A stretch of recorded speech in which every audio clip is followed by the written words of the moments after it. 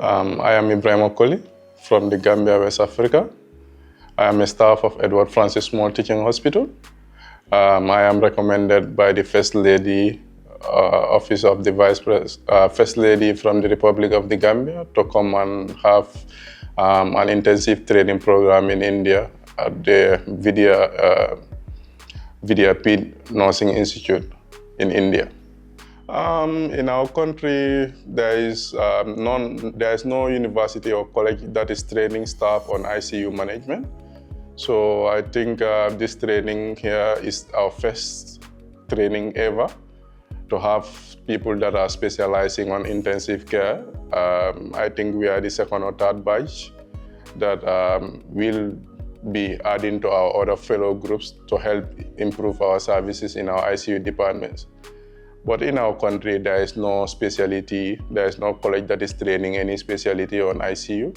So I think it is a very good experience here that we came here to learn some of the new things, some of the innovations that we may improve our services to in our country back home.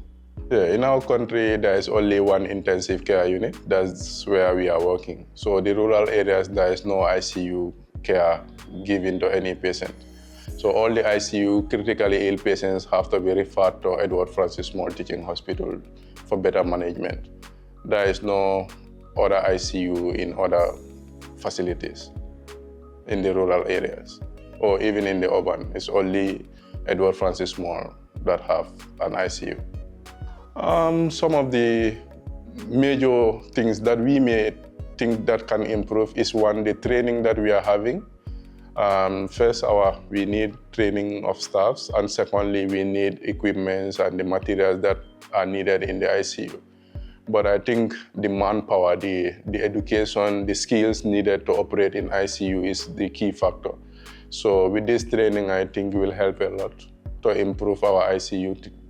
So if you have enough staff that are trained on ICU management, there can be an expansion in other areas to at least capacitate other hospitals to make sure ICU care is given to many.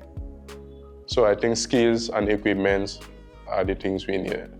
I think the training will go a long way in improving some of the skills, some of the things we learn, some of the lacking things. There are things that we see, things that are new, like the mechanical ventilators, the ETTs, the endotracheal tubes, the different devices that are very scarce or not available in our country. So these are things that, some of the things you need specialties from other countries like Cuba to come and help. At least now you can do them on your own. You can at least improve care. You can improve the quality of care that is given to your patients. There are things that maybe you may know, you may see, but you may not know any knowledge about them. There are things that you learn here that can at least now help you understand, okay, this is the rationale behind all of these things that we are doing.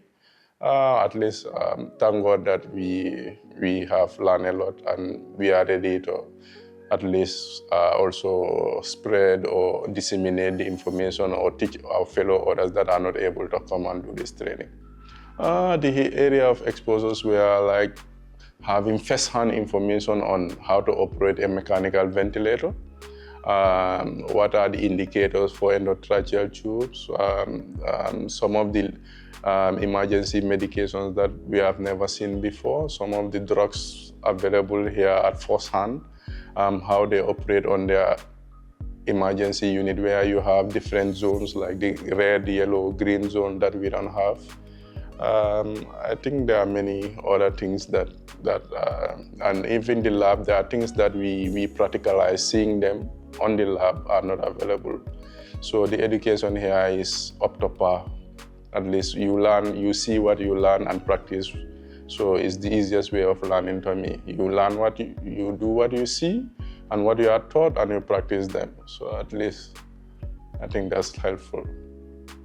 My advice is like when they come, they need to take it seriously. Like the learning is there, is easy access here. Like you have the ability to, libraries are accessible at all times. There are books and journals that are accessible at all times. The people manning those places are very easy to deal with. they are very easy to share whatever they have. The lecturers, the tutors, the clinical supervisors are all accessible. So when coming, you make sure that you put effort on what you want to know. Yeah. So when you put small effort, you will not go empty-handed. And when you don't go empty-handed, meaning you have learned something and you can be ready to serve your country and serve your people at any time, at any given time. I would like to thank personally to the First Lady, because the process was smooth before coming. We did not have any challenges.